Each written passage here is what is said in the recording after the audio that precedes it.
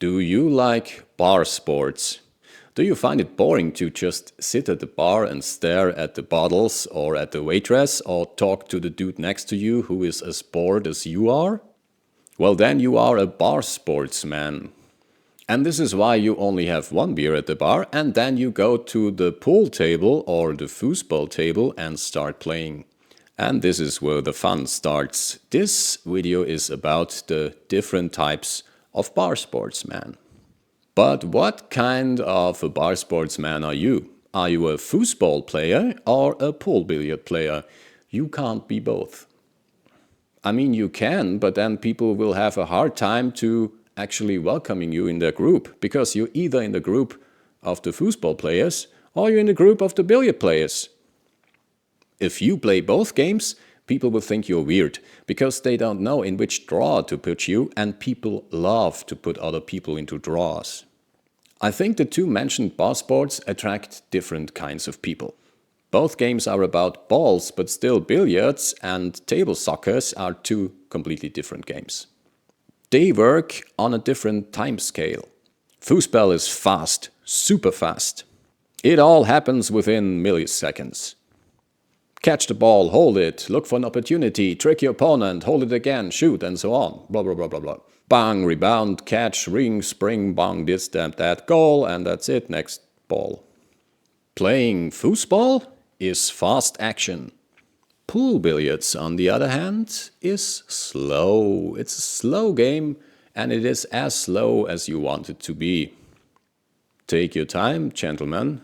A good stroke is long and slow.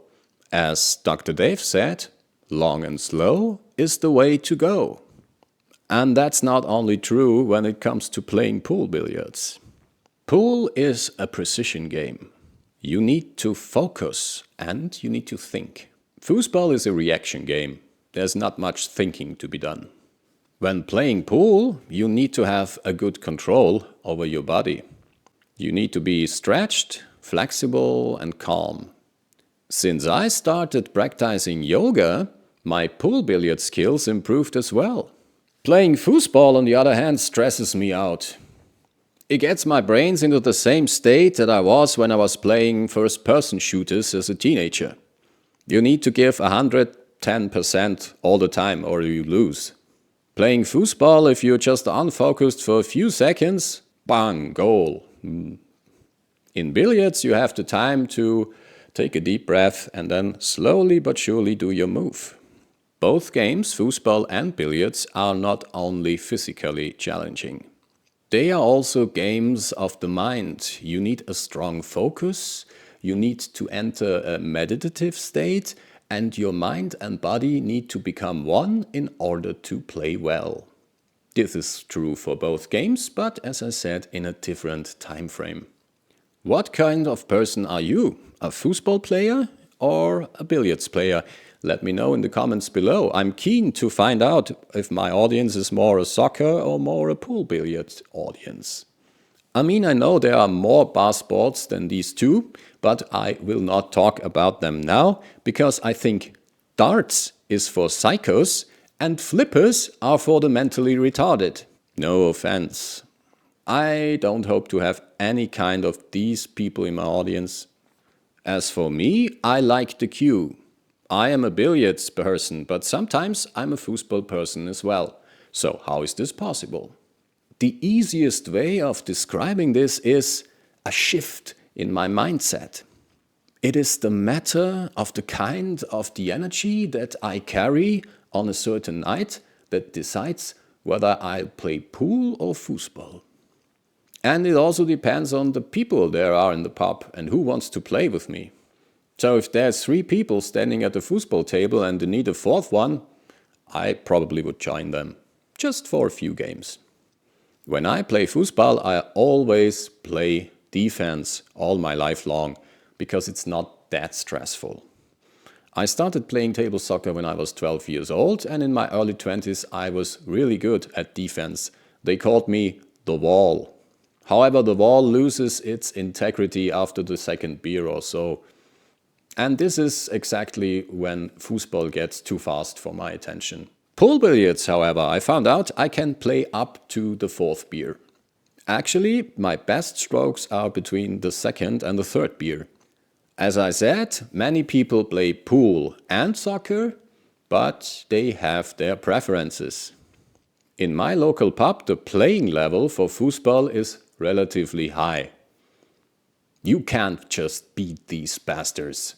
If you're not a good player, you better stay away from the table, otherwise you will lose your face.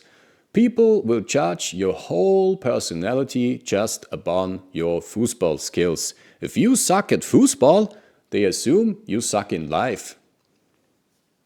A billiards player would never think like this. Instead, he would help the amateur becoming better. Especially when the amateur is a hot and young girl.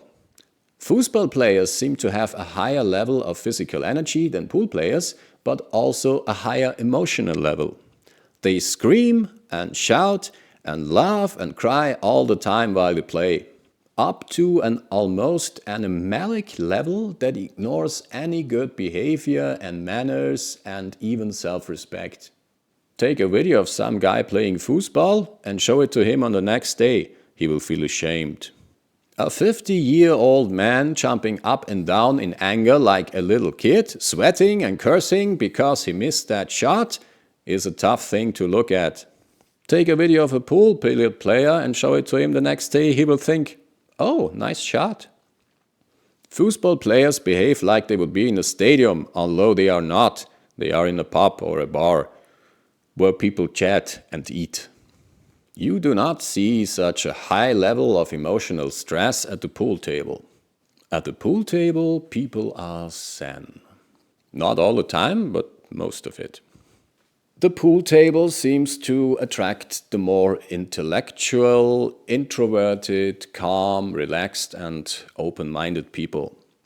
Whereas the foosball table attracts the louder, more energetic people with the higher potential for aggressive behavior.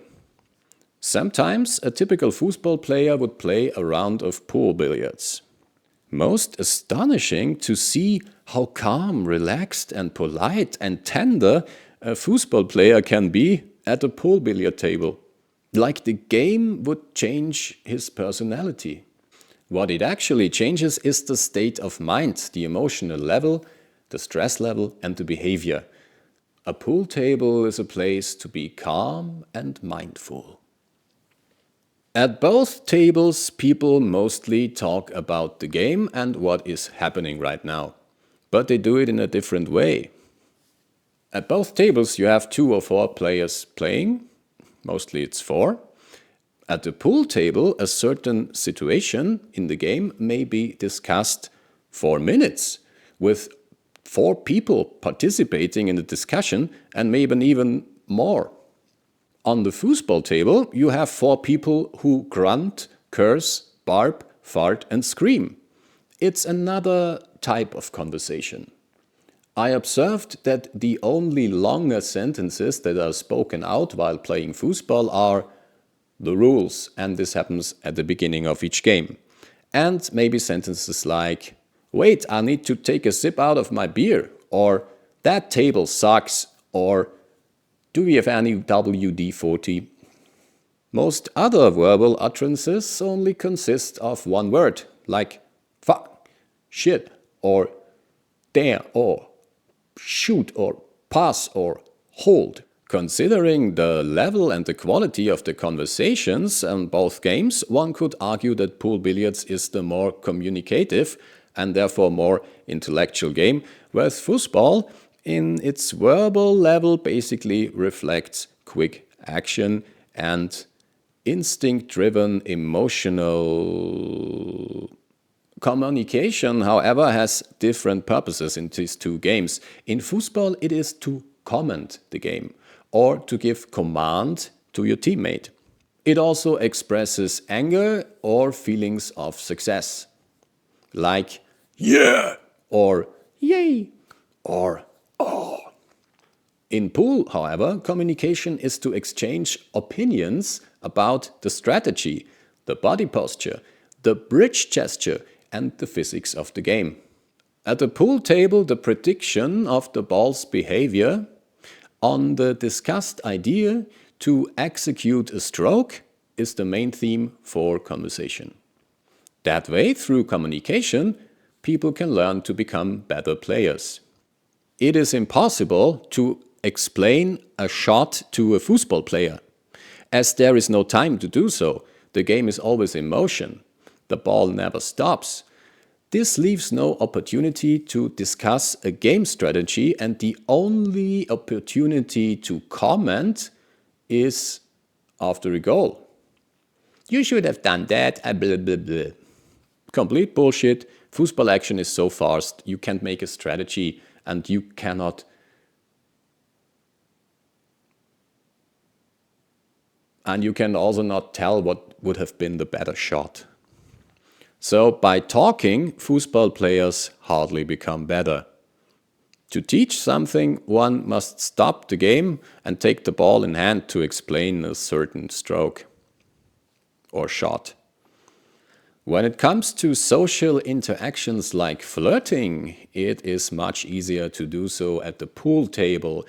Not only will you have some opportunities to take a closer look, you could also stick your heads together and figure out the right angle. You can sit next to each other on the bar stools while the others are playing and start to talk a little bit. At the foosball table, the only way to flirt is to express your emotions, hoping that the person you desire shares them. You cannot flirt with somebody from the opponent team in playing foosball because these guys will not share your emotions. But you can talk with people from the opponent team in billiards, as you are just helping them to become better players and therefore nicer opponents. Deep in my heart, I will always stay a billiards player. But from time to time, I play a round of foosball as well. These were my thoughts about the types of bar sportsmen. If you want to hear me again and see me again, please subscribe to the channel. There's also some other videos that you can watch. And as always, remember, long and slow is the way to go.